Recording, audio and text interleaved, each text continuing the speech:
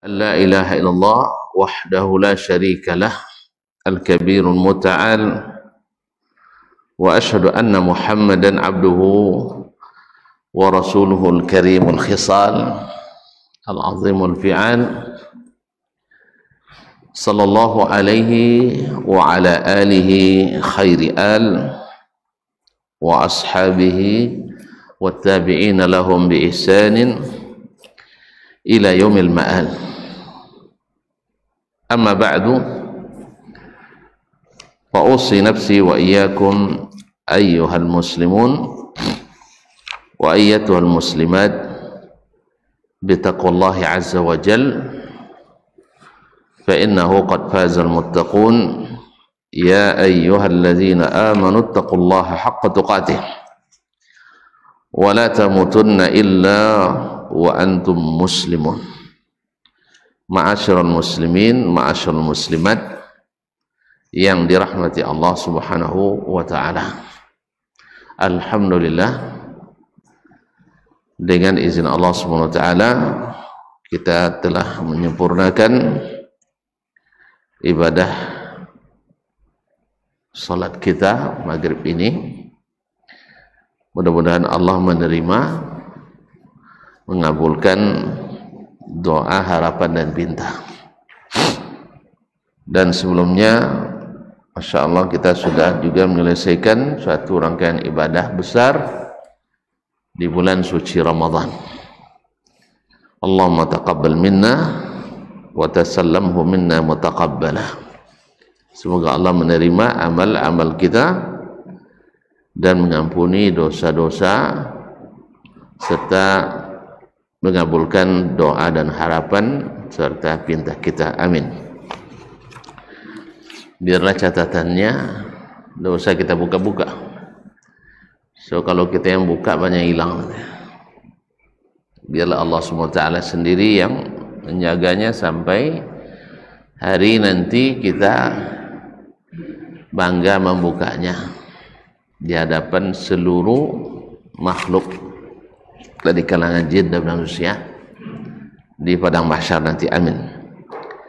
Oleh itu mari kita bersyukur kepada Allah SWT atas nikmat-nikmat ini. Mudah-mudahan Allah kembalikan kita ke bulan Ramadan selanjutnya dalam keadaan sehat walafiat dan keadaan aman dan penuh iman. Salawat dan salam kepada baginda Nabi alaihi salatu wassalam yang menjadi imam kita satu-satunya, yang menjadi teladan terbaik kita. Jalan selamat ada pada sunnahnya, dan siapa yang berpegang teguh kepadanya insya Allah mendapatkan syafaatnya. Oleh itu banyak-banyaklah bersalawat dan salam kepadanya, karena itu adalah meningkatkan pahala bagi kita. Man shalla alayya salatan sallallahu alaihi biha asyra. Siapa yang berselawat kepadaku sekali, Allah balas selawatnya sebanyak 10 kali. Allah mengampuni kita dan merahmati kita.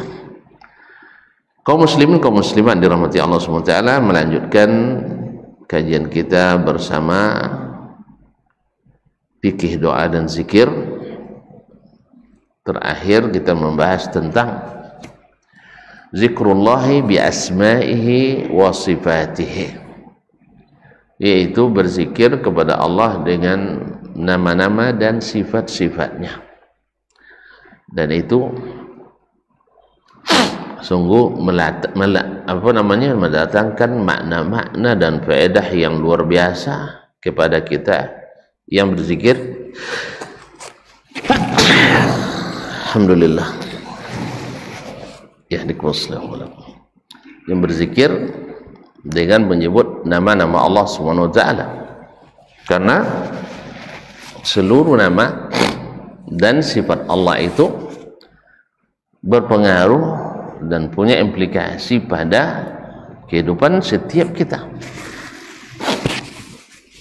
Nama itu memiliki makna, baik yang berkaitan dengan perintah dan larangan Allah atau yang berkaitan dengan makna yang berdiri pada zat Allah Subhanahu wa taala. Allah Maha Pemurah, melahirkan rasa harap selalu kepadanya. Allah Maha Penyayang, menyebabkan kita mau dekat kepadanya. Allah Maha Pengampun, membuat kita tak berputus asa atas dosa-dosa, karena Allah mengampuni semua dosa. Allah Maha Pemberi rezeki, maka kita tidak cari rezeki kecuali kepadanya. Allah Maha memberikan karunia, Al-Wahhab, maka kita senantiasa berharap semoga pemberian itu kita dapat. Allah Maha Melihat. Oh, kalau Maha Melihat, kita tidak berani macam-macam di sini. Ya, seperti kata Ibrahim bin Adham kepada seorang pendosa, susah sekali saya meninggalkan dosa, katanya. Apa jawabannya? Ingat, ketika kau berdosa, tolong jangan makan dari rezeki yang dia beri. Oh, tidak bisa. Semua rezeki datang dari Allah SWT. Kalau gitu, tolong jangan durhaka kepadanya di bumi ini. Cari tempat lain yang bukan bumi Allah. Tambah lupa ya, kan ya? Atau cari tempat yang tidak dilihat oleh Allah SWT atau tidak diketahuinya. Ahlan. Tidak juga mungkin durhaka di tempat yang tak terlihat oleh Allah SWT, karena Allah basir. La yakhfa alaihi syai', tidak ada yang tersembunyi atas segala sesuatu. Ya'lamu as-sirra wa akhfa, yang tahu rahasia bahkan yang lebih tersembunyi daripada rahasia. Baik, kalau gitu buatlah maksiat, buatlah durhaka, dan ketika malaikat maut datang, silakan di lobi, tolong diundur barang sesaat agar saya bisa bertobat. Tidak juga bisa ketika mau dicampakkan oleh Az-Zabaniyah, malaikat penjaga neraka, ke dalam neraka. Coba bergulat dengannya. Kalau tidak, jangan coba-coba bikin maksiat. Karena Allah SWT mengetahui semuanya, dan tidak satu pun yang kecil kecuali masuk dalam hitungannya. Oleh itu kaum muslimin dan muslimat mengetahui sifat, mengetahui asma dan sifat Allah SWT membuat kita berzikir dengan menyebutnya. Nama-nama dan sifat-sifat itu berpengaruh pada kehidupan kita, berpengaruh pada cara beragama kita. Oleh sebab itu kaum muslimin dan muslimat dirahmati Allah, mengingkari, tidak mengakui sebagian sifat akan mengurangi tingkat keimanan dan ketaatan kita. Jadi tidak mengakui sebagian dari sifat Allah atau menguranginya akan mengurangi tingkat ketaatan dan keimanan kita. Sebagaimana menakwilkan akidah membuat orang menakwilkan ibadah. Menakwilkan akidah membuat orang menakwilkan fikih muamalah. Maka segala yang meringan-ringankan syariat dimulai daripada meringan-ringankan asma dan sifat. Oleh sebab itu mengenali asma dan sifat, mengilmuinya adalah sesuatu yang sangat diperlukan oleh setiap muslim dan muslimah. Semakin banyak sifat Allah, semakin banyak asma Allah yang kita ketahui dan kita hafalkan, maka kita akan semakin taat dan mawas diri kepadanya dan semakin dekat kepadanya. Itulah rahasia kenapa Nabi SAW mengatakan inna lillahi tis'atan wa tis'ina asman mi'atun illa wahidah. Allah memiliki 99 nama, 100 kurang 1. Man wa'aha, siapa yang memahaminya, menghafalkannya, dakhalal jannah, masuk surga. Jadi bukan hanya sekedar menghafalkan atau menyanyikan, tidak. tetapi mengetahui makna yang terkandung di dalamnya. Karena sebagian orang menyanyikan al-asmaul husna sambil berdekatan laki-laki perempuan, atau sambil mohon maaf berjoget-jogetan. Kan ada gini, ada enggak acara selawatan cono kontes, lain cono konser, lain acara selawat pakai konser sambil bercewek gitu. Kenapa? Mereka hanya menyanyikan huruf-hurufnya, tidak berilmu tentang makna-maknanya. Apalagi yang alimnya mereka tidak mengakui makna itu, tidak mengakui sifat itu bagi Allah SWT. Bukankah yang di kalangan terpelajar sebagian kaum muslimin bahwa sifat Allah itu hanya 20 sah? Iya. Hah? Tak tekan yang lain. Bah, cuk. Sifat Allah berapa sah? 20. Kaji lama, kaji bau. Hah? Kalau bagi awak kaji lama. Tapi kalau bagi Nabi itu kaji baru. Nabi mengatakan Allah memiliki 99 nama. Dan setiap nama itu mesti ada sifat di dalamnya. Allah Maha mendengar, berarti sifatnya mendengar. Baik. Allah Maha memberi, Al-Wahhab. Berarti sifatnya suka memberi. Masuk sifat 20? Tak masuk lah. Apa dah hilang? Allah Al-Hafiz, Maha menjaga. Berarti salah satu sifatnya adalah menjaga hambanya. Jadi kalau kita ingin selamat, minta Allah menjaga kita. Makanya salah satu doa kita menjelang tidur, Allahumma bika bismika rabbi wada'tu jambi wa bika arfa'uhu. Fa in amsakta nafsi farhamha wa in dan apel ke sana wa in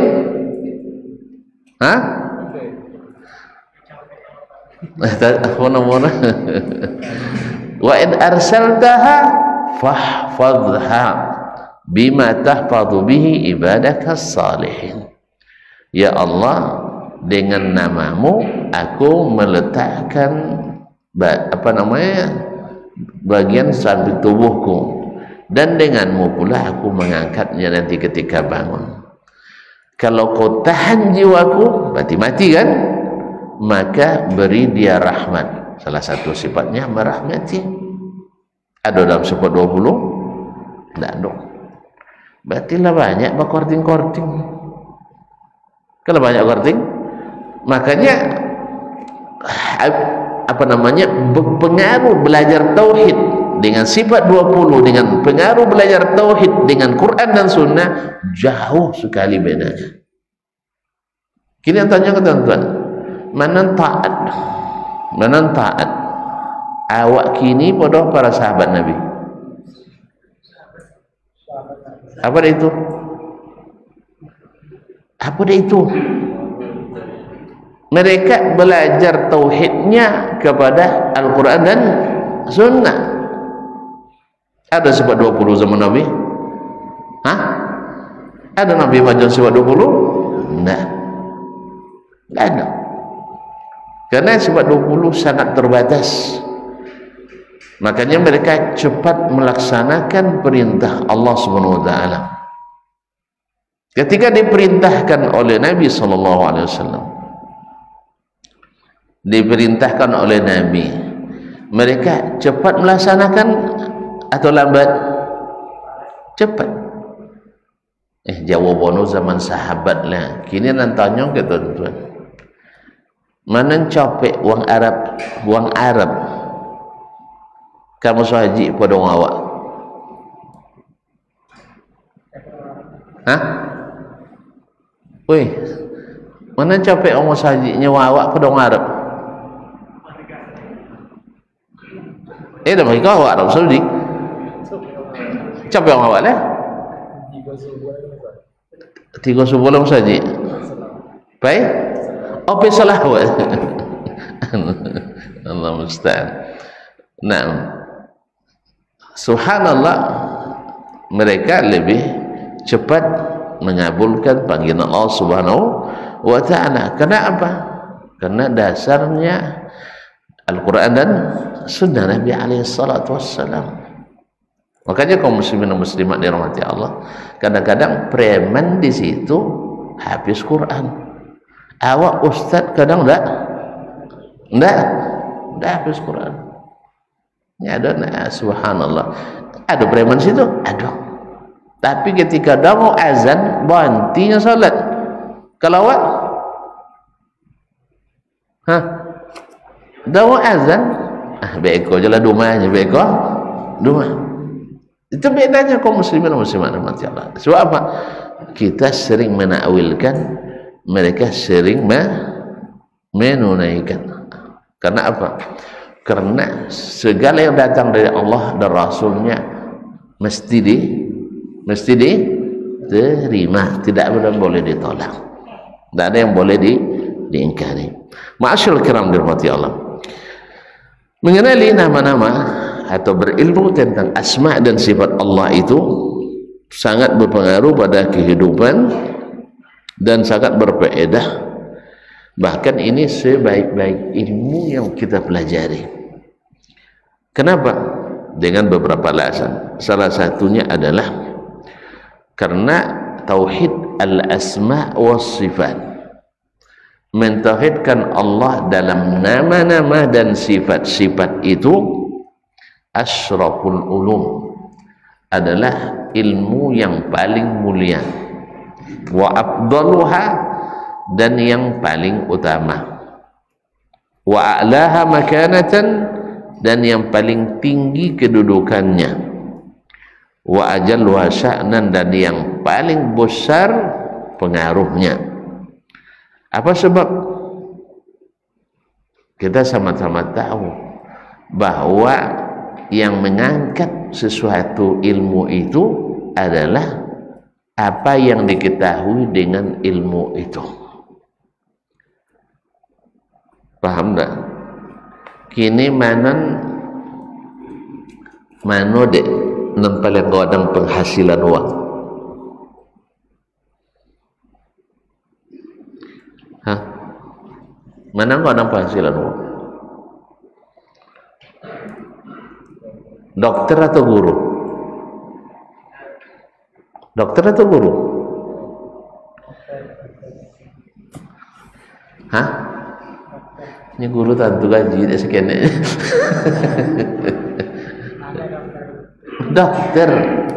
Dokter gajinya lebih tinggi dari apa sebab? Apa sebab? Sebab ilmu yang diketahuinya mahal, kan ya? Sebab kesehatan itu mahal, kan ya? Sehat itu mahal. Makanya mereka dihargai tinggi. Uang kuliah, mana tinggi uang kuliah kedokteran, pada uang kuliah ilmu manajemen. Kedokteran. Apa sebab? Sebab semua orang memerlukan kesehatan, tapi tidak semua orang memerlukan ilmu manajemen. Awak nak belajar ilmu manajemen, jalan je duitnya je ya. Sah? Pada belajar ilmu manajemen kan tak dah. Jalan pandai lah kamu urus pada orang luar. Pada belajar ilmu manajemen. Tapi kalau jadi dokternya mau coba lagi lah. Tambah nama dia salah resep bisa mati orang dakwah. Apa sebab mereka dihargai tinggi? Karena yang dipelajari oleh mereka dengan ilmu itu bernilai tinggi di mata ilmu yang mereka pelajari itu bernilai tinggi di mata manusia. Sah? Iya enggak? Mana namu ndak amu lolok metode menahan sakit atau bau bek walaupun IBPT. Kan lewat tu sakit. Hah?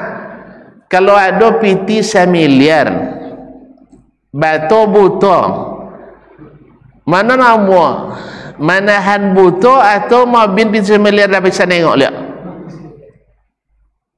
Amu buto lah namanya bayar je. Apa guna buto tak nampak anjak uang dah. Apa guna buto tak dapat umanjak dah. Kau bawa motor tak dapat anjak. Kan ya? Berjalan payah. Tu mau tonton buto lepas PT semiliar.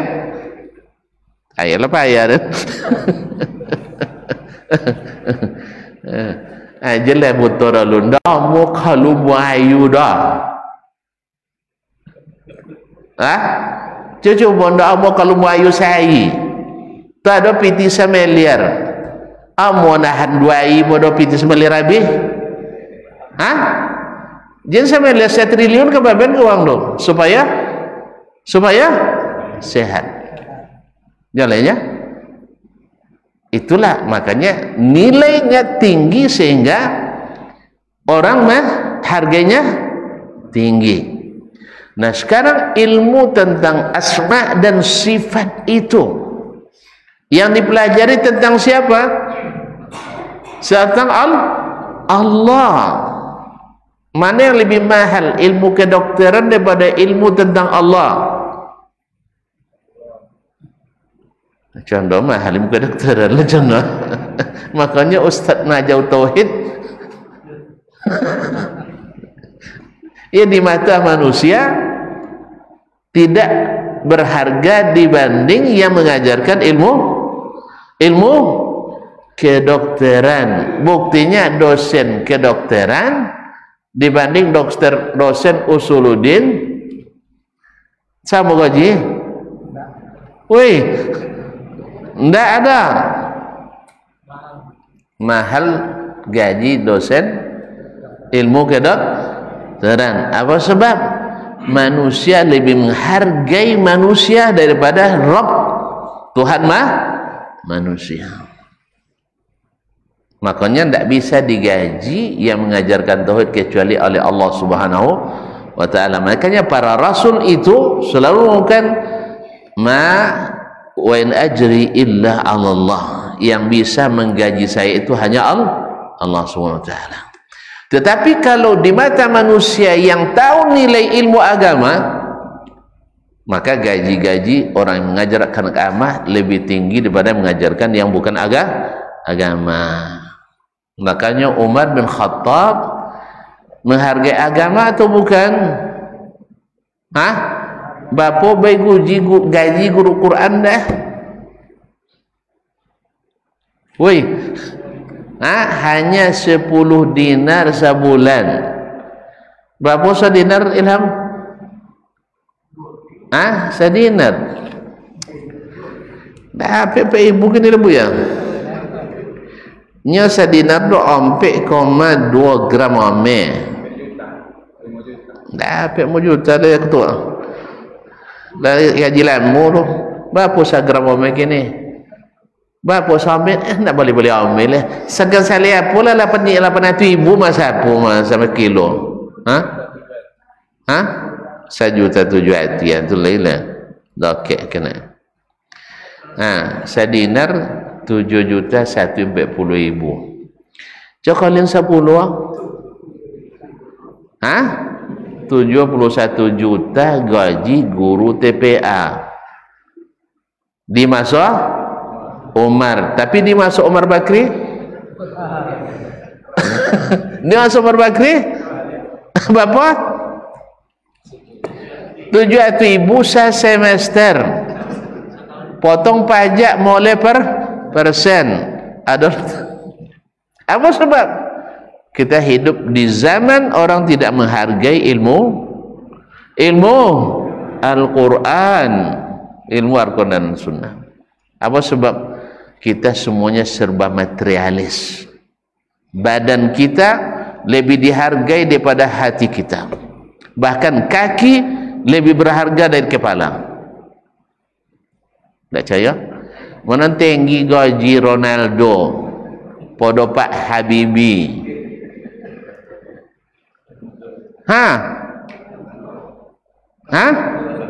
Tinggi gaji Ronaldo, di mana kelebihannya? Di kaki. Kalau Pak Habibie di palo. Awak hidup di zaman kaki lebih bogo pada palo. Tutir banyak kon asam urat. Buah-buah di kaki kau. Jadi zaman kini harganya, makanya kaum muslimin dan muslimat dirahmati Allah, kita dalam kondisi keimanan yang nadir, yang sangat rendah. Makanya ketika belajar tauhid, belajar ceneko, amujo ada lah yo. Ya. Subhanallah.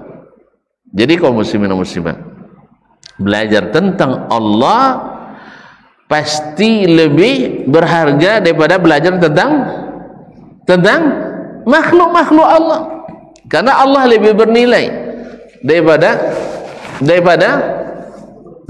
makhluknya. Pada hakikatnya kaum muslimin, kaum muslimat dirahmati Allah, ya, dulu orang belum menemukan ilmu-ilmu kedokteran seperti zaman sekarang. Sehat juang? Sehat? Siapa yang menyehatkan? Allah. Dulu orang tidak pada anti api dan sebagainya, tapi Allah mengatakan tidak terbakar. Mana banyak orang sehat dahulu begini. Dahulu lah. Semakin banyak dokter, semakin banyak orang sakit. Kena ya? Bawa pula kadang sakit buat gini, penuh tahu. Sepaya-paya lah orang masuk, kena ya? Telefon saja sakit kau penuh, telefon sakit kau penuh. Bahkan yang topik nomor parah dia penuh juga apa nama? ICU, HCU, apa lagi? Ada HGU ke? HCU, MCU, sahdo penuh. Subhanallah kaum muslimin dan muslimat dirahmati Allah. Jadi seharusnya ilmu tentang Allah itu lebih mahal daripada ilmu tentang makhluk Allah Subhanahu wa taala. Apa sebab? Dengan mengenal Allah, banyak penyakit yang hilang dari kita. Pertama, penyakit kekufuran. Karena kekufuran itu menghalangi kita bahagia di dunia dan bahagia di akhirat. Orang kafir tu senang condo tapi tidak bahagia. Kau nak percaya, tanyong ke mereka yang pernah kafir dalam keadaan kaya lalu masuk Islam, baru mereka merasakan bahagia setelah masuk Islam. Ma'asyarul kiram dirahmati Allah SWT. Makanya apa dek, kalau orang luar Islam masuk Islam mau ya kaya biasa, tapi orang Islam murtad biasa orang musikin. Walaupun lah kaya je kini tak ada luasal musikin ilmu, musikin harta. Allah musta'an. Terus ya, jadi mau agak payah jualan kena ya. Bahawa ilmu itu nilainya tergantung nilai apa yang dibahas di dalamnya. Dan ketika kita belajar tentang al-asma was sifat, artinya kita mengenalkan kepada diri kita Allah dengan sifatnya. Sesungguhnya jauhnya kita dari Allah tadi, kita tidak yakin ya Allah memberi rezeki, tahu tapi tidak yakin.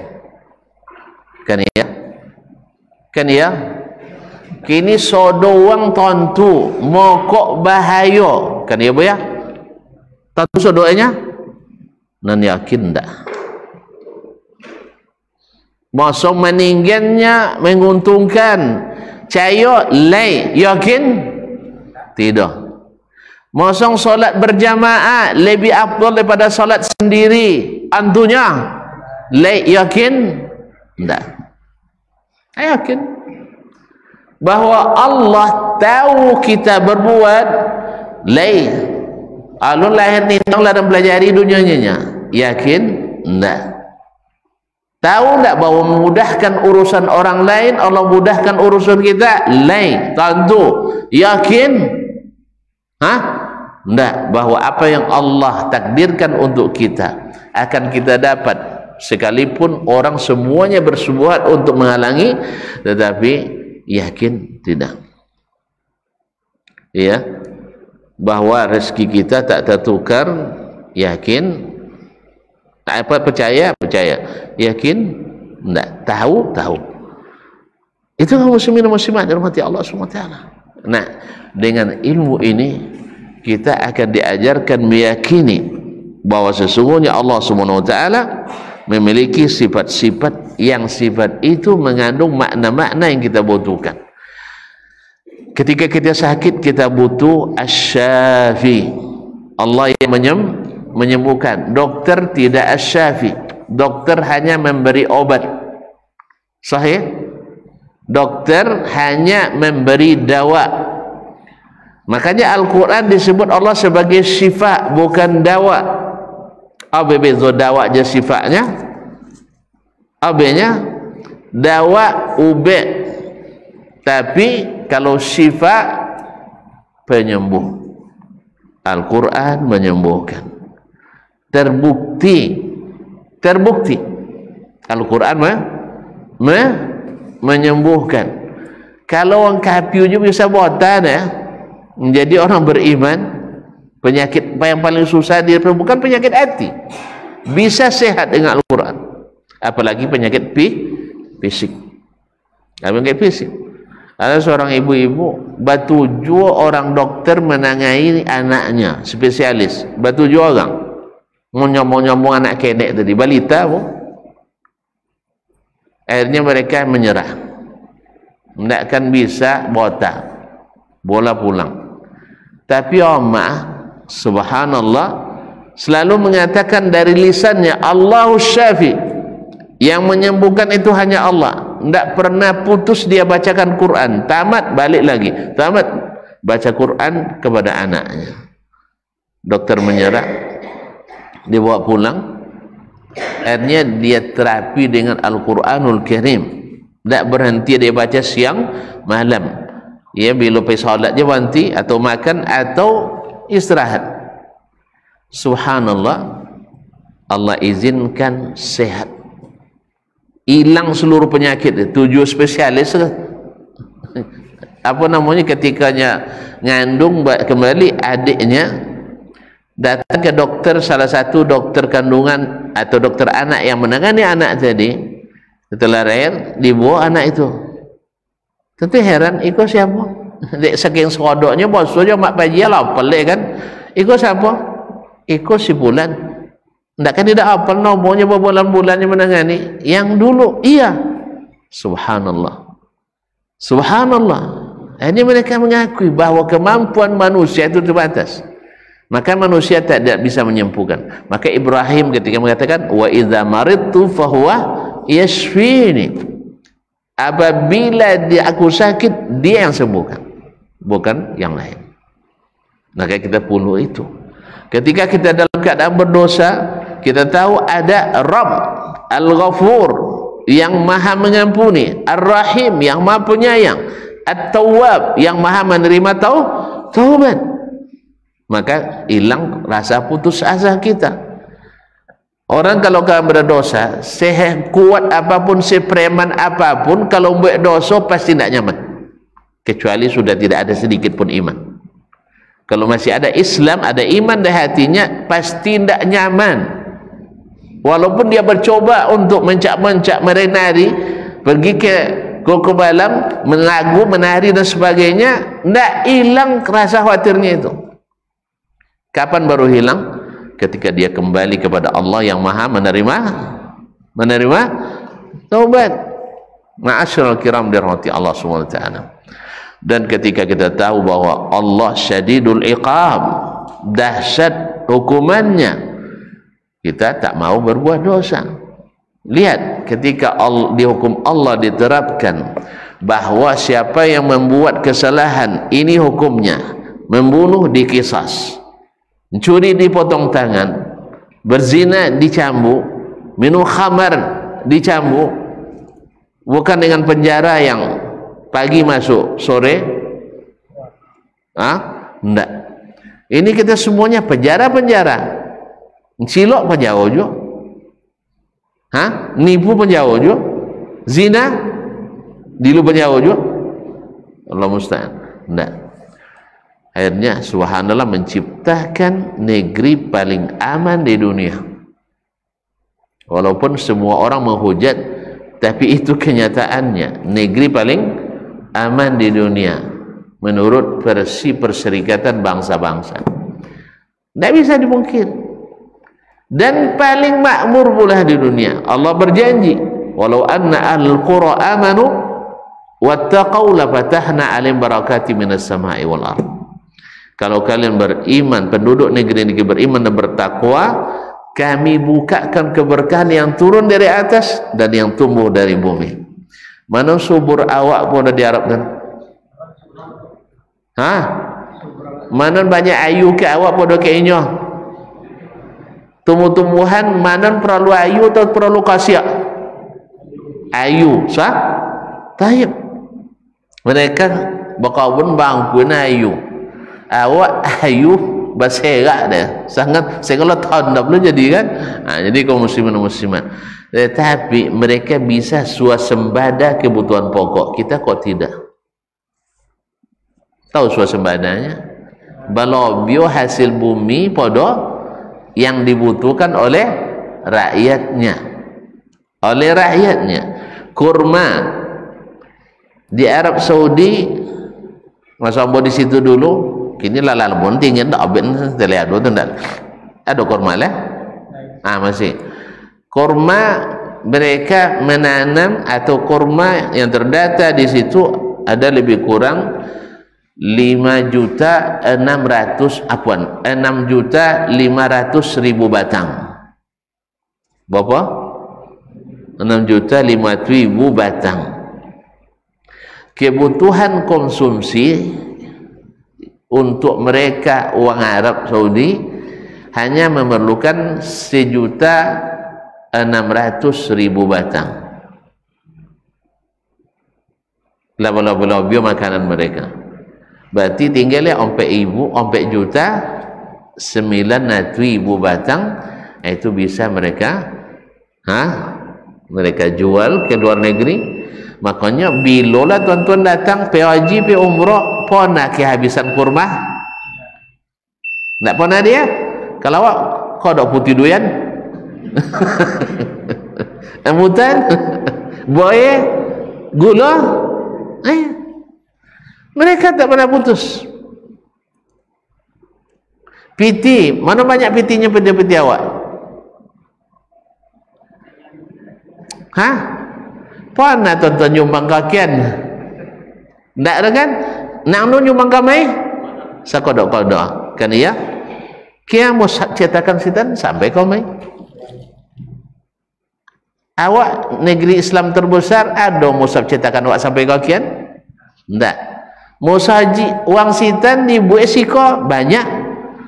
Uang siko buat musaji sitan? Ada je. Maksudnya tak ada dosa dia? Ada? Tak. Padahal bumi kita lebih kaya. Sumber daya alam kita lebih banyak.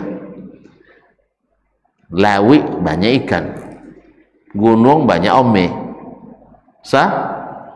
hutan banyak sawit. Tapi tani mana? Tani mana? Mana rajin bakojo awak pada mereka? Serius? Rajin awak ni sebelum subuh lah baik, sehingga tak sampai solat subuh. Kena ya pulanglah doket jam 2 boleh, naklah tolak solat isya, mau gaib di jalan. asar pas pulang kantor, subuh nak salat, zuhur lebih mandek kojo, asar pas pulang mau gaib tak kurang di jalan, isyak lah panik badan. Kan banyak macam itu, ikan banyak macam itu. Sabonjang itu apa kojo pas ni mau gaji ni tinggi mau ibu lah. Kalau gaji 4,5 juta ya, sudah itu datang notifikasi potongan 4 juta sampai hati 95.000, tinggi mau ibu lah saldo. Padahal mereka pekojo lambe sudah itu tiap waktu banti kadang 5 minit sebelum nazar lah ke musajid. Abekol lah baca Quran boleh, abekol lah lewat setengah jam. Terlepas sah atau tidak sahnya menurut kita, menurut syariat. Tapi yang jelas pas asau lah solat lah berjamaah, lah zikir lah dahulu dong. Kalau ceramah dahulu kadang musajid, boleh balik kantor 3 minit pulang lah, kan ya? Tapi gaji sekeneknya. Ya kalau tadi awak gaji 4 juta, mereka 4 kali 4 juta S1 bu. 60 juta sah. Itu bu dia angkat S1. Kalau oleh S3 8.000 nya. 8.000 kali 4,5 berarti 32 atau 34 juta. Kalau lah profesornya sampai 21, 1.000, 23.000. Itu gaji aslinya. Alum pendapatan lain deh. Padahal kojonya sekenek hasil banyak. Wak buat apa kojo? Tadi barakah tidak ada. Apa sebab? Kita mengandalkan kemampuan kita, tidak mengandalkan Allah Ta'ala. Itu beza. Jadi makanya di sana tauhid itu hidup. Di mana-mana belajar tauhid. Kalau kodok belajar tauhid tu dua teroris orang siko. Tu dua radikal. Datang bodai nak siri Yaman kah maya. Ciri teroris bakar radikal adalah rajin belajar tauhid. Ini memang kaku nang du bodai. Tu apa cara? Kecen agama tu dia ziarah kubur tawi. Pergi minta ke ahli kubur, ke kuburan wali. Tinggi Allah Ta'ala gara-gara wali. Makanya mereka tidak suka belajar tauhid. Padahal Nabi SAW mengajarkan tauhid sejak awal dakwah sampai menjelang beliau mati. Karena memang agama ini tujuannya adalah membuat kita mentauhidkan Allah SWT dengan benar. Kalau sudah mentauhidkan Allah dalam ekonomi, maju ekonomi kita. Mentauhidkan Allah dalam pendidikan, maju pendidikan kita. Mentauhidkan Allah dalam politik, maju politik kita. Sekarang enggak. Semua itu kita tinggalkan. Bahkan dah belajar ilmu tauhid pun lah potong-potong juga. Ya, belajar ilmu tauhid pun nama-nama dan sifat Allah sudah dipotong-potong orang. Tinggi 20 lah. Padahal nama Allah banyak dalam Al-Quran Al-Karim. Allah Maha Adil. Ada dalam sifat 20? Makanya tidak akan terbayang oleh kita keadilan Allah. Akhirnya kita mengandalkan keadilan kita. Padahal ketika kita tahu Allah Maha Adil, diambilnya anak kita, kita tidak akan berkeluh kesah karena miliknya. Atau dikuranginya rezeki kita dari saudara kita, kita tidak akan hasad karena itu keadilan Allah. Tapi karena sifatnya tidak adil, tak bayang sifat adil Allah Ta'ala, tak si bacanya wujud kidam bako yang terbacanya mukhalata Abdullah lawat qiyamuhu binam sihi, tidak masuk sifat-sifat yang sangat krusial dan sangat fundamental dalam kehidupan kita. Apa sebab? Karena sudah banyak ini kan. Sudah banyak yang dihilangkan dari pelajaran al-asma' was sifat. Jadi al-asma' was sifat mengenali dan berilmu tentangnya sangat penting karena berkaitan dengan Allah tabaraka wa ta'ala, dan ilmu yang paling tinggi itu adalah ilmu mengenal Allah, karena dengannya kita tahu jalan ke surga, Dengannya kita tahu mana jalan yang harus hindari, jangan sampai masuk neraka. Dengannya kita tahu bagaimana berbuat baik kepada hamba-hamba Allah seperti yang diridai Allah. Bagaimana menjadikan peluang kehidupan ini untuk menjadi dunia ini baik. Makanya dunia tak akan baik kecuali diurus orang bertauhid. Orang bertauhid. Fir'aun, Masya Allah, punya ahli yang ahli Haman. Kacau negara dibuatnya karena tidak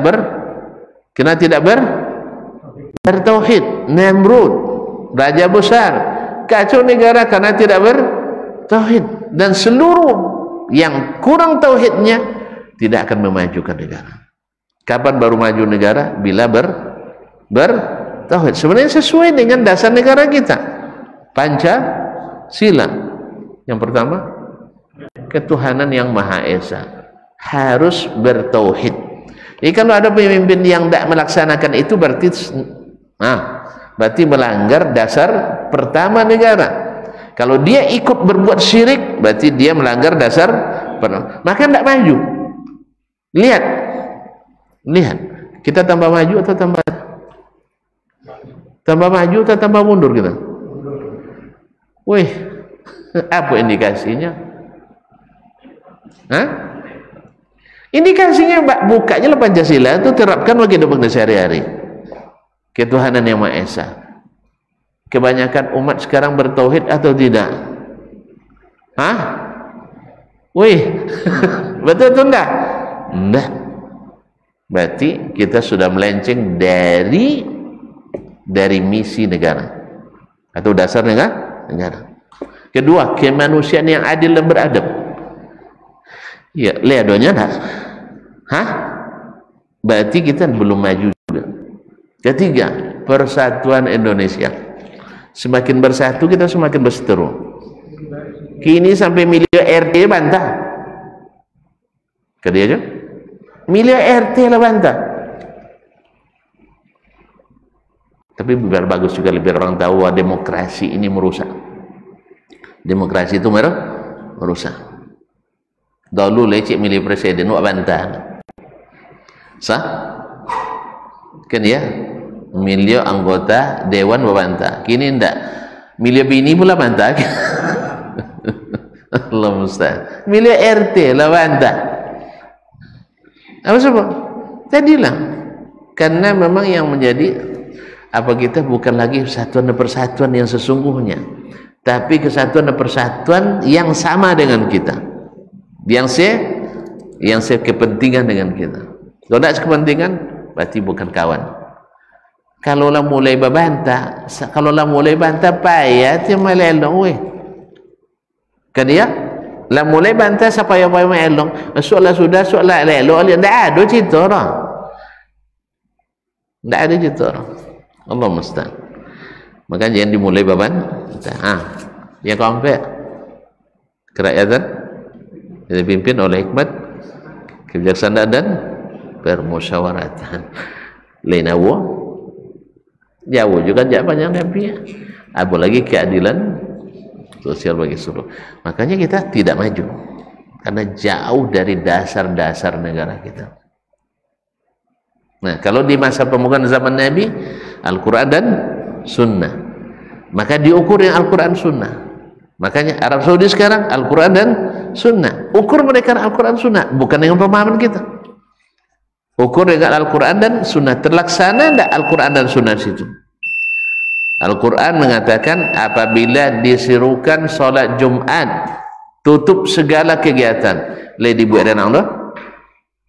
Lady buat dan Allah? Lain, awak? Tidak. Bulan puasa, lepas nak tonton yang ngomong kok situ, di sitan lena wa mokok di jalan. Kalau sika ni musaji wa mokok ilan baso.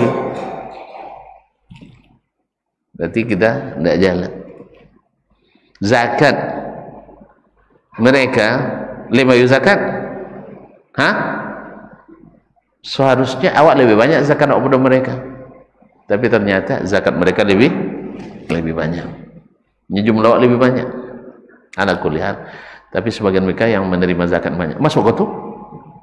Hah? Ya Syekh. Azan lo. Azan lo. Apa nak sabun Syekh? Bang. Astagfirullah.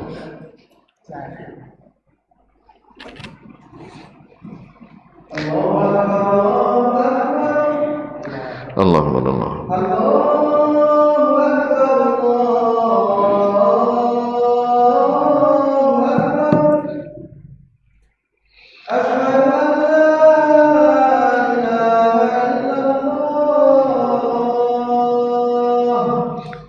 Asyhadu an la ilaha illallah.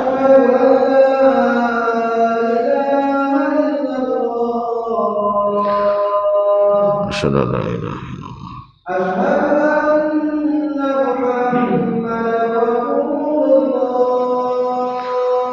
Asyhadu anna Muhammadan Rasulullah.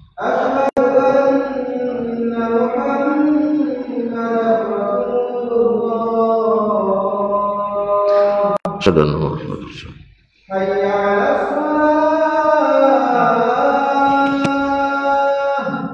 La haula wa la quwwata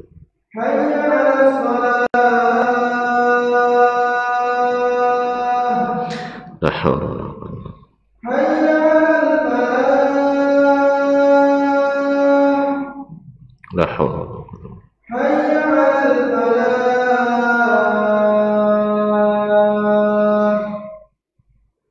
la haula Allahu Akbar. La ilaha illallah wa nashhadu an la ilaha illallah. Allahumma shalli ala Allahumma rabb hadhihi ad-da'wati at-tammah was-salati al-qa'imah. Baik, kaum muslimin kaum muslimat rahmati Allah. Jadi alasan kenapa pentingnya ilmu tentang al-asma wa sifat ini yang akan kita gunakan untuk berzikir pada Allah tadi, karena objek yang kita pelajari tentang Allah Subhanahu wa taala. Yang kedua, seperti kata saya di sini, bahwasanya mengenali Allah pasti mengenali segala bentuk kesempurnaan, segala kesempurnaan. Sempurna dalam sifat pemurahnya, sempurna dalam keagungannya, sempurna dalam hidupnya, sempurna dalam segalanya. Kalau kita mengenal orang dengan sifat-sifat kebaikan yang sempurna, apa yang lahir dari kita? Hah? Terasa panjang sekali. Si fulan ndak sekene oncah, ndak sekene koyo, ndak sekene elor. Boleh sekene pemuar, ndak sekene penyabar, ndak sekene menyenangkan dan sebagainya. Apa yang terjadi? Setelah mengetahui itu, apa nyawa? Mak bahaya pula dia. Dan punya anak, atau tuan-tuan punya anak, Masya Allah, anak kau ya mulai dari tadi Masya Allah sempurna, cantik atau ganteng, kulit putih, kemudian sangat penurut, omong dengan orang tua, pandai mencari. Bila dia embau datang, bila ditagang amwa, bila diminta selalu dibai. Tu apa sikap dan kayaknya? Woi, apa je? Lengan tu. Pasti sayang, lahir kecintaan, lahir sayang. Ingin selalu bersamanya, ingin dekat dengannya, bangga kalau kenal dengannya, kalau ada di sampingnya tenang hati rasanya. Kan ya, di sampingnya pembuah bagak puluh kan. Bagak. Jadi kaum muslimin, jadi semakin banyak kita mengenali kelebihan seseorang, semakin membuat kita takjub, kagum, sayang, cinta, dekat kepadanya. Iya? Iya enggak? Nah, itu jangan sampai hilang dari kita. Kita memiliki Allah ketika kita dalam keadaan lemah. Jangan lemah, kita punya Allah yang maha kuat. Di antara sifat Allah adalah qawi, Dzul quwwatil matin, kokoh. Maka orang yang dekat dengan Allah tak pernah rapuh, tak pernah putus asa. Jelas? Ketika dalam keadaan berdosa, teringat kita, oh Allah itu maha memaafkan, Allah maha menerima taubat. Kita tak akan lari ke mana? Lari kepadanya. Sah? Ketika kita nak berdoa, butuh sesuatu, kita tak cari orang lain. Tak perlu ke kuburan Syekh Fulan, kuburan Syekh Fulan untuk mengabulkan hajat. Ini orang karena tak mengenal Allah, akhirnya cari kuburan sampai ke Kalimantan Gencin berdoa, sampai ke sunan-sunan itu, habib-habib itu. Kalau tuan-tuan kenal Allah, tak perlu habib-habib itu, tak perlu wali-wali itu, karena kita punya Allah Subhanahu wa ta'ala. Kalau tuan-tuan berdoa ke kuburan Syekh Fulan, dia jauh dulu Syekh Burhanuddin dia lah dulu, atau Tengku Salih Payaman kan, perlu piti tak? Perlu biaya? Perlu waktu? Iya. Sudah itu kadang tak ikut berdoa kita. Awak sudah melakukan hal-hal yang tidak diinginkan syariat. Tapi ketika kita kenal dengan Allah, Allah maha pemberi, Allah maha pelindung, Allah maha menyembuhkan, Allah maha menyehatkan, akhirnya kita tinggal mengangkat tangan kepada Allah. Apalagi kalau antum tahu, kita tahu bahawa sesungguhnya Allah tak suka bila melihat hambanya mengangkat tangan berdoa tidak mengabulkannya. Akhirnya kita tahu pula, oh ya memang Allah berjanji mengabulkan, tapi Allah juga tidak suka hal-hal begini-begini. Misalnya doa yang mengandung dosa, Allah tak kabulkan. Doa orang yang durhaka pada orang tua, Allah tak kabulkan. Doa orang yang memutuskan silaturahim, Allah tak kabulkan. Hanya ketika kita tahu itu Allah tak suka itu, kita cepat-cepat menahan diri. Orang tua masih hidup, kita minta maaf, kita berbakti kepadanya. Ada silaturahim yang putus, kita sambung kembali. Akhirnya kita menjadi orang baik dengannya. Beda dengan kalau kita tidak paham makna-makna dan sifat-sifat Allah ini, kita nyaman-nyaman aja berbuat dosa, padahal tidak nyaman. Jelas? Jadi mengenali nama dan sifat Allah, karena mengenali kesempurnaannya, membuat kita cinta kepadanya, membuat kita mengagungkannya, membuat kita memuliakannya, membuat kita membesarkannya, membuat kita berlindung hanya kepadanya, berharap hanya kepadanya, tidak mencintai sesuatu kecuali karenanya, tidak membenci kecuali karenanya. Dan inilah sesungguhnya yang membuat kita sukses dalam segala sisi kehidupan kita. Nak jadi presiden kalau lah ceneka, ya, kalau ceneka presiden awak utang banyak selesai. Utang yang banyak itu selesai. Sebabnya ngadu ke Allah Ta'ala. Sebab dia tahu durhaka sedikit saja menjadi penghalang kita berhasil dan menang. Dan ini dicoba oleh di zaman Nabi SAW. Ketika beberapa orang yang melanggar, kemenangan yang sudah didatangkan hilang kembali. Maka Pak Presiden akhirnya punya kepentingan menghilangkan atau mengurangi kemaksiatan di negeri ini, supaya kemenangan itu datang. Sekarang apa yang kita lihat dengan saudara-saudara kita di Palestina, di Gaza? Kalau ikut hati kita nak pergi berjihad sah, ikut hati kita nak pergi berperang, apa modal tuan-tuan berperang bu? Kita masih beragama, masih keyakinan masing-masing. Kalau mau menang di Palestina tu mulai babantahlah Mesir sama Turki, siapa nak akan mendominasi? Sah? Babantahlah Saudi sama Bahrain, siapa yang nak akan paling banyak berpengaruh di situ? Sah? Apa sebab? Sebab dasar beragama kita tidak sama. Ini Al-Quran Sunnah, iyanya. Cuman tidak Al-Quran Sunnah diikuti, tapi pemahaman masing-masing. Makanya ada keedah-keedah yang dibuat orang di dunia ini. Di Indonesia kalau nak jadi ahli sunnah, fikih mesti Syafi'i, akidah mesti Asy'ari. Terus kalau tidak Asy'ari tidak jadi ahli sunnahnya. Ahli sunnah tu yang mengikut sunnah, bukan yang mengikut Abul Hasan Al-Asy'ari. Fikih Islam tu yang ikut Nabi, bukan segalanya Syafi'i. Maka kita ikut Syafi'i bila Syafi'i ikut Nabi. Kalau enggak, ma'assalamah, selamat tinggal Imam Syafi'i. Karena Imam Syafi'i mengajarkan itu kepada kita. Aku enggak, tarekat mesti ikut. Kalau memang tarekat itu diajarkan Nabi, ikut, katakan tarekat Nabi.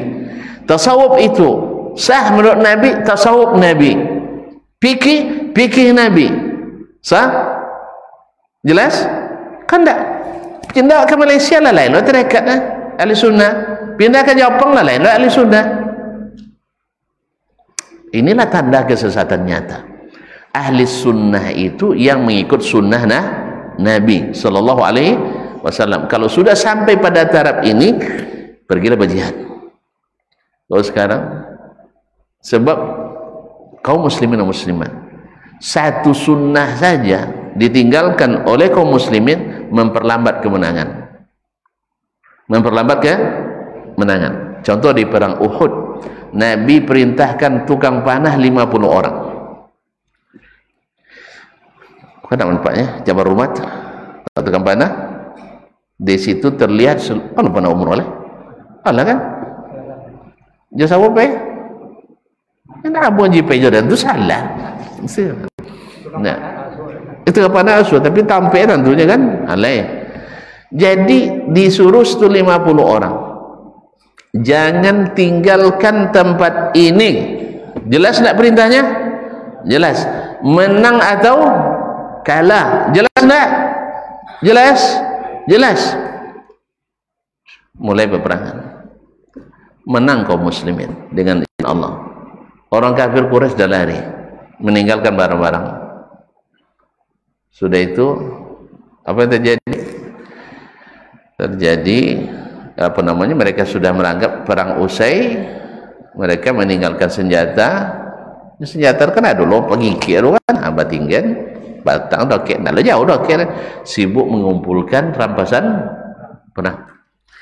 Nengok kawan ngumpulan di bawah, sebagian yang di atas tadi ikut tak boleh arahnya, lupanya mosong tidak boleh diambil sebelum dibahagi. Apa tentunya? Iaitu mereka ngumpulan tapi seutas tali kalau diambil sebelum dibagi menghalangi masuk surga. Padahal mati syahid, orang yang berperang fisabilillah mati syahid masuk surga tanpa hisab. Tapi kalau dia menipu walaupun seutas tali, kata Nabi, menghalanginya masuk surga. Lupa kawan itu. Bayangkan, Allah nak beri pelajaran kita pada umat ini bahawa melanggar perintah Nabi akibatnya fatal, berbahaya. Jelas? Akhirnya sebagian besar dari 50, 39 orang turun. Dan istiqamah apa orang? Seboleh. Itu di zaman Nabi dulu. Apalagi di zaman kita. Masih turun Quran. Masih turun wahyu. Akhirnya apa yang terjadi? Kekalahan, apa namanya, kemenangan yang sudah dicapai berubah menjadi petaka gara-gara dunia tadi, gara-gara tak taat pada perintah Nabi sallallahu alaihi wasallam. Sampai Nabi pun sempat diisukan terbunuh sallallahu alaihi wasallam bi abi wa ummi, dan Nabi sampai terluka, sampai pecah giginya, berdarah keningnya, patah giginya. La ilaha illallah. Akibat tidak mau mendengarkan Nabi. Apa dek mereka tidak mendengarkan? Karena menakwilkan perintah Nabi. Itu maksud Nabi itu supaya kita, kan itu lagi, berhati-hati. Baik, kalau perang sudah usai apa jule? Dan itulah yang banyak terjadi hari ini. Disuruh begini, kan mau kasih asal tidak cenik, tidak apa tinggi nah. Disuruh salat berjamaah kan cuma sunat, sehingga masjid kosong. Disuruh untuk mengginikan, jangan bersama laki-laki perempuan, asal tidak ada syahwat, tidak apa-apa juga. Sudah itu nikah aja mas santriwati, itu tidak ada syahwat ya. Jadi semua yang ditakwilkan, semuanya dipaling-palingkan, dan itulah yang membuat kekalahan tadi. Pernah dalam satu peperangan kaum muslimin, tidak 3 bulan mengepung musuh dengan kekuatan yang sudah lengkap, tidak dapat kemenangan. Subhanallah. Akhirnya sang panglima mengumpulkan para pasukannya. Apa masalah yang terjadi? Ditanya pasukan, siapa di antara kalian yang meninggalkan kewajiban kepada Allah? Tidak ada. Mana tentu ada tidak sholat gitu kan? Tidak. Mereka semuanya menunaikan sholat karena berjamaah. Di antara kalian ada yang berbuat maksiat? Tidak. Tidak ada yang berbuat maksiat. Lah apa yang membuat ini? Lalu ada yang mengusulkan, jangan-jangan sang panglima karena kita sibuk dengan peperangan lupa memakai siwak. Sederhana weh. Siwak tentu siwak ya. Sugi. Ya, menggosok gigi. Subhanallah. Akhirnya karena dosa contoh dan zahir tidak ada nampak dah. Kewajiban dilaksanakan, maksiat tak ada dilakukan, itu yang nampak bagi mereka. Memang kawan kalau kene dosa kene nampak dah. Awal bagi 5 dosa, nunggu adang pun dianggap tidak dosa. Subhanallah. Akhirnya dia perintahkan seluruh pasukan untuk bersiwak. Antu ada manjik kayu gila. Dan pihak musuh kan punya mata-mata. Ketika nampak kaum muslimin gosok gigi dah, bangkit takut woi gawat tianya. Orang Islam siap-siap untuk mengunyawanya. Habis-habisan kecet ngiliu gigi dah. Kecet ngiliu gigi, tersebarlah berita. Cara Allah untuk membuat mereka lemah semangat. Alhamdulillah hari itu juga Allah beri kemenangan. Makanya tidak ada kebaikan yang boleh dilecehkan dalam Islam. Kalau itu sunnah Nabi, tidak ada yang boleh dilecehkan. Wah itu kan sunnah Ustaz. Tidak, sunnahnya Nabi Sallallahu Alaihi Wasallam. Berapa banyak sunnah yang kita yang lecehkan hari ini, hanya karena alasan ini dan itu. Sebenarnya keimanan yang kurang. Makanya dalam bab tauhid berapa banyak sifat-sifat dan nama Allah yang kita hilangkan hanya karena tidak sesuai dengan logika dan pemikiran. Bukan tidak sesuai dengan logika. Logika saya masuk, logika antum mungkin tidak masuk. Apa sebab? Di dalam pikiran antum banyak semak-semak subuhan sehingga tidak bisa masuk. Kalau saya, insya Allah kalau ada yang tidak bisa masuk dalam bab akidah, insya Allah saya bantu memasukkannya. Sebab dalam pikiran saya masuk. Apa sebab? Saya sudah melibas semua semak-semak subuhan itu. Ya, karena walaupun dulu belajar kami dunia subuhan itu isi dulu, tapi alhamdulillah sudah dibersihkan. Ibarat lemu lah bajuin. Ya, kalau apa nak lemu ke ya? Apa nak nonton dulu? Dia anjuin lemu dulu. Ya dulu mandi tengah malam nu di tengah sungai kampung nu ada wonto nu lihat kanang lah anjuin tu dibuang semua subuh itu, maka Al-Quran dan hadis masuk dengan kata orang Jawa lempang masuknya. Tapi kalau enggak tu dia masuk engkau, oh enggak masuk pikiran lah, masuk engkau enggak masuk pikirannya penuh dengan subuhat.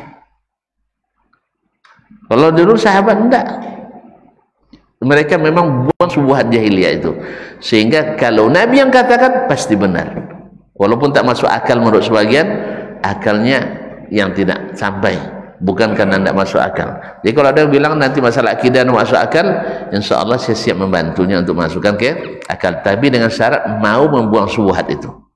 Tapi kalau tidak mau membuang syubhat, memang tidak mau masuk. Nah, terima kasih dan mohon maaf. Nah, jadi yang pertama, mulianya ilmu asma dan sifat karena mengenali Allah Subhanahu wa taala. Yang kedua, faedah yang diharapkan dengan mengenali Allah dengan segala kesempurnaan dari nama-namanya, Maha Pemberi rezeki, Maha Kuat, Maha Melindungi, Maha Hidup, Maha Kekal, dan Maha memelihara dan menerima ampun, memberi rahmat. Semua itu kalau sudah masuk dalam hati kita, sehingga Allah hidup dalam hati kita, kita hormati, kita muliakan, kita agungkan, kita sucikan, kita harapkan, kita cintai, dan kita andalkan dalam segala sisi kehidupan kita. Maka tauhid akhirnya bukan hanya teori dalam kitab, tetapi terlaksana dalam kehidupan sehari-hari kita. Wabillahi taufik. Insyaallah kita sambung pada pertemuan selanjutnya. Memang loyo kalau sama Ustaz Dasman punya mulamonya ya tahu cara ada makan sedekah deh uang dahulu sampai jangan doleh tak ngalu kerja lapan mah dan ngaji di jurang nipis tenang mulai sudah isak penontonnya doleh nak jebatannya juang dulu. Kau jangan lapan tu dia buatin orang tu. Wah, buat tak ada sebanyak belajar ni kan. Nah, dia nak apa orang. Macam itu nak bisa dakwah macam itu lah buat kan. Nah, hai jadi tu macam itu lah buat. Langsung. Situlah poneknya. Dia kalau sadar semenjelannya panjang suruhnya. Ini salah tuan. Kenapa dia beri kursi beri meja saja. Cuma sudah agak tadi malam ini selesai. Soalnya ke meja dia. Kita agak je lah. Nah, Allah musta'an. Mohon maaf. Ada yang ditanyakan? Silakan. Penyanyi payah tu. Alhamdulillah. Berarti lah tentu jawaban dia. Kalau melakukan pelanggaran bulan puasa. Ya. Itu yang membayu ke baratnya itu apa salah seorang atau laki-laki aja atau kedua-dua bayu ke barat? Terima kasih. Iko pernah dulu seorang raja melakukan pelanggaran seperti itu. Mufti tanya kalau tabin semuanya apa? Memerdekakan hamba sekarang dia kan sang 1000 sanang lainnya nyajo atau semua makan 60 orang dia 60 sanang buat lah sah. Ini sepakat ulama memberi hukuman yang buatnya jerah. Apa itu suruh puasa 2 bulan tuik sudah tolong ulang. Jadi dia berubah fatwa. Nah, berkaitan dengan yang pelanggaran hubungan suami istri di siang hari, kan siangnya tidak malam dia. Nah, kalau malam tidak apa-apa apanya. Nah, di siang hari, apakah yang membayar itu kedua-duanya atau satu orang? Tergantung keadaan. Bila keduanya sama-sama suka, artinya tidak ada yang merasa terpaksa, maka kedua-duanya kena kafarah. Kedua-duanya kena kafarah. Tapi ada kalanya dia dipaksa oleh suaminya. Dia tidak mau tapi dia dipaksa oleh suaminya. Maka yang kena kafarat hanya suaminya. Atau sebaliknya istri maksa suami. Aduh ya. Tidak ada ya. Nah, jadi yang kalau dipaksa bukan dengan suka sama suka, maka yang memaksa yang dikenakan kafarah. Adapun dia hanya cukup membayar qadha puasanya, wallahu taala alam. Tapi kalau kini tak suka sama syukur saja.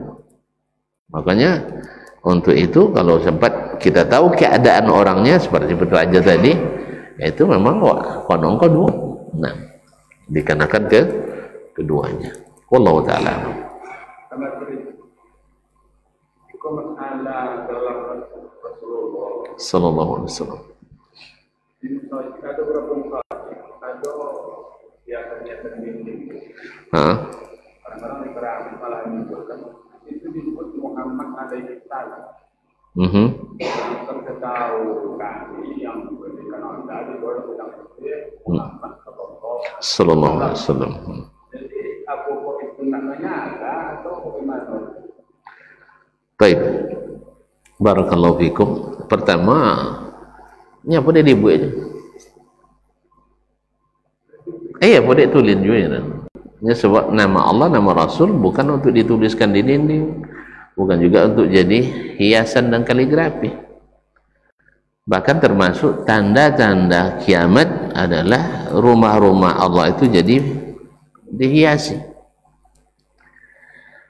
Bahkan para ulama seperti dari Imam Ahmad, Imam Malik dan lainnya bahwasanya menghiasi rumah Allah dengan tulisan-tulisan ayat Al-Quran itu makruh.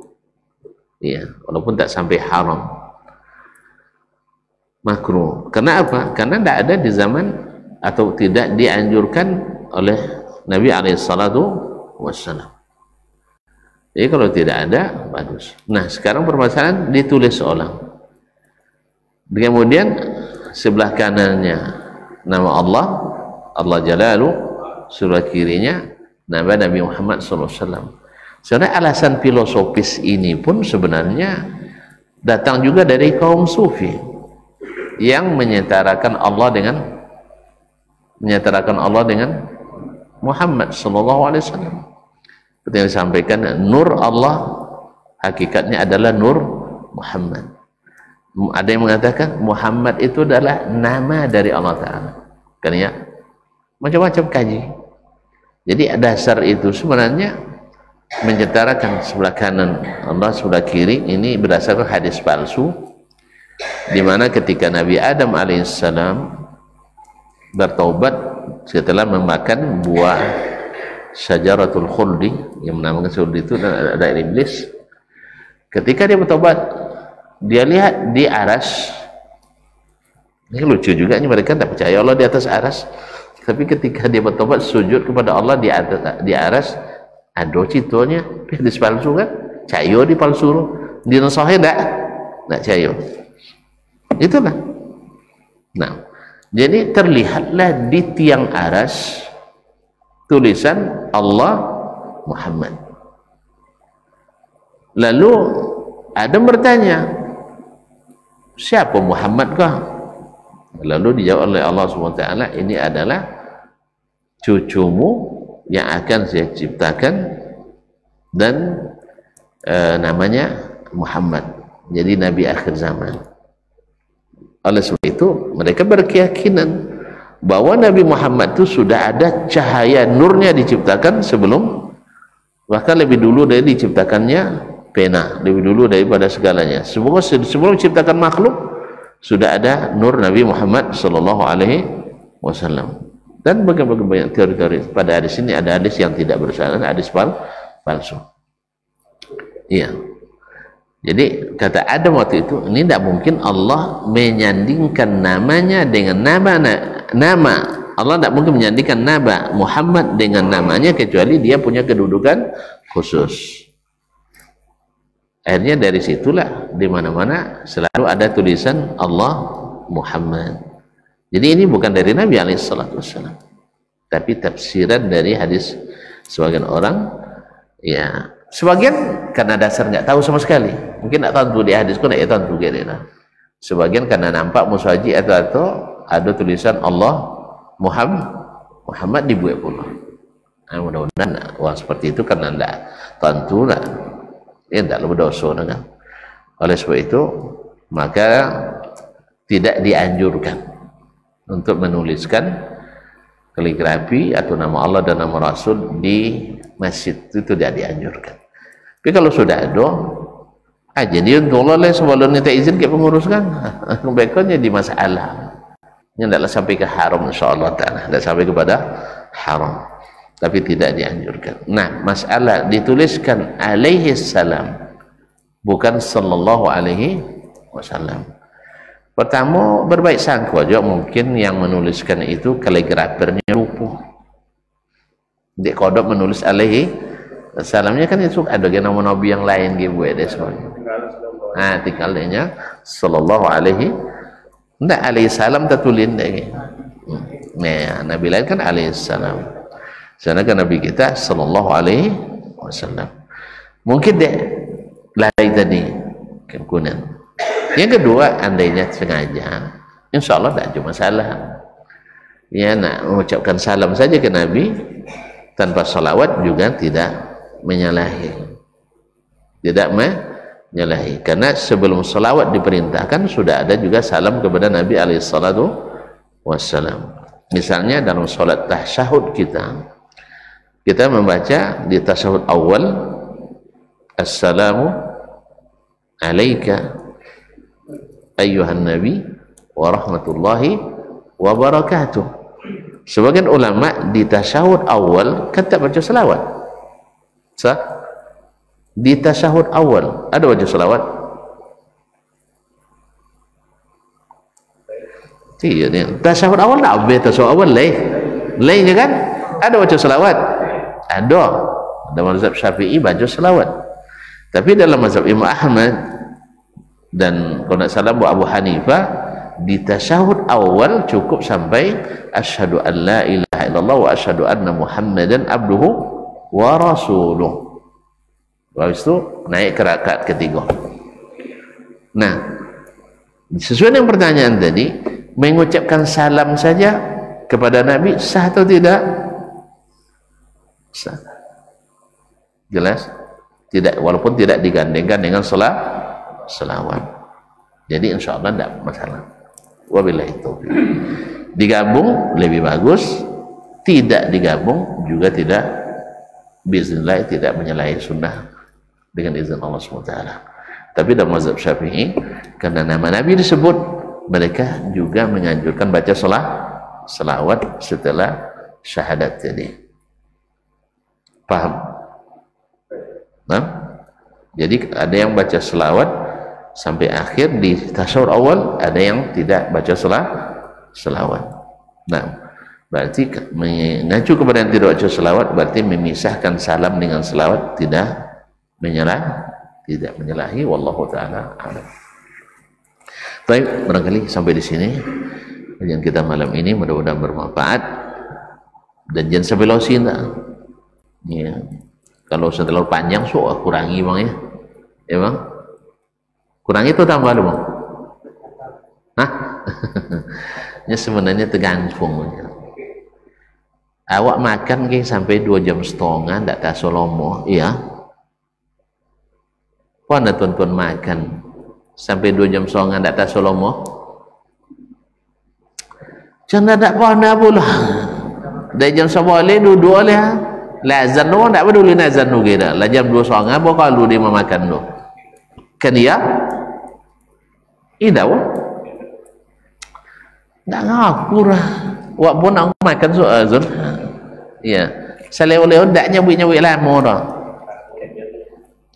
Tadi pagi Muhammad. Kalau asyik sarapan tadi pagi. Itu cuma asyik kan kau duduk. Indah, kau duduk ngaji mah. Kan duduk makan. Jangan nombor tadi. Duduk makan dari jam apa mulai tadi? Jam. Segala puji bagi Allah yang telah beri saya makan dan minum ini. Tidak ada sedikit pun upaya saya. Masya Allah. Padahal awak cair tu tapi awak nafikan. Kenapa? Awak dapat cair tu di Allah jombai. Kan ya? Ini jombai waktu tu, ini jombai tenaga. Dibawa sakit dia, siapa pun bisa bekerja. Makanya awak serahkan kayaknya. Min ghairi haulin minni wala quwwah, tidak ada daya upaya saya. Jelas? Itulah tauhid itu. Jadi makan pun menghasilkan. Kalau tidak sama, juga nampak kakinya. Itulah perlunya. Tidak masalahnya berganti salat subuh jadi 3 rakaat. Tidak itu, maka ngaji itu. Ngaji itu ketika belajar tentang solat subuh 2 rakaat, tertarik waktu subuh sok dagang kami. Sebab apa? Yang memanggil itu Allah, dan Allah memanggil pasti mendatangkan kebaikan. Makanya disebut Nabi, siapa yang solat subuh berjamaah, dijamin Allah. Kalau sudah jamin Allah, perlu takut oleh? Dah takut. Cuma sana. Dah, jadi lamos kena nak apa dia? Jadi wangi juga. Nah, ni wangi ni sama makan pun lagi wangi dah lewat dah. Apa lagi ngaji. Dah. Jadi ngaji sekali sapakan sah. Pakan esok. Nanti dia sekali sapakannya. Kita lama kena. Lain mana nampak muka. Makan lama kena. Nyaman je sudah 3 kali saya. Jadi oleh itu kaum muslimin muslimat, kita jadikan ngaji itu sebagai kebutuhan pokok. Pasti lewat. Allah taala alam wa sallallahu ala nabiyina Muhammad sallam. Mohon maaf ya. Terima kasih. Wabillahi taufiq wal hidayah. Wassalamualaikum warahmatullahi wabarakatuh.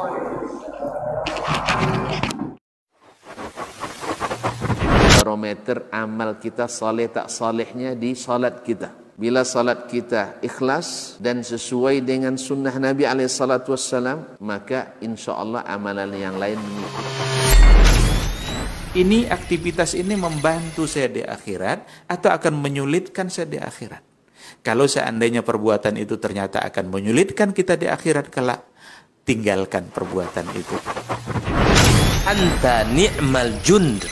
Kamu adalah sebaik-baik prajurit. Coba lihat. Kamu adalah sebaik-baik prajurit. Maka tujuannya adalah menghancurkan kehidupan rumah tangga.